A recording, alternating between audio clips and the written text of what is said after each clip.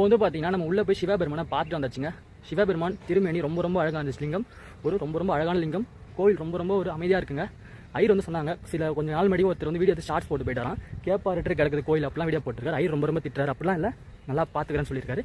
சரி, இந்த கோயில் எங்கே இருக்கு வந்து பார்த்தீங்கன்னா நம்ம சென்னை பக்கத்தில் ரெட் ஹில்ஸ் விலாங்காடு பாக்கம். இந்த ஊருக்கு ஏன் விலாங்காடு பார்க்கணும்னுச்சுன்னா விளாமரமாக இருந்தது. அதான் விளாமரம் என்னன்னு பார்த்தீங்கன்னா விளாம்பரம் சொல்லுவோம் பார்த்தீங்களா, விநாயகர் சதுர்த்தி அன்னைக்கு பிள்ளையாருக்கு வந்து படைப்போம்ல, அந்த மரமாக இருந்துச்சான். அதனால் விலாங்காடு பாக்கம் என்று பேர் வந்துச்சு.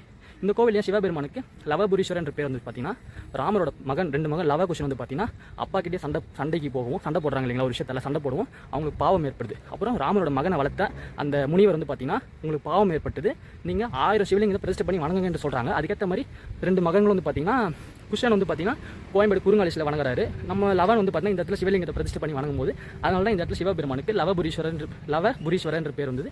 ஒரு 1000 ஆண்டுகள் பழமையான கோவில். இந்த கோயில் அம்மன் வந்து பார்த்தீங்கன்னா திரிபுர சுந்தரி என்ற பேர் இருக்காங்க.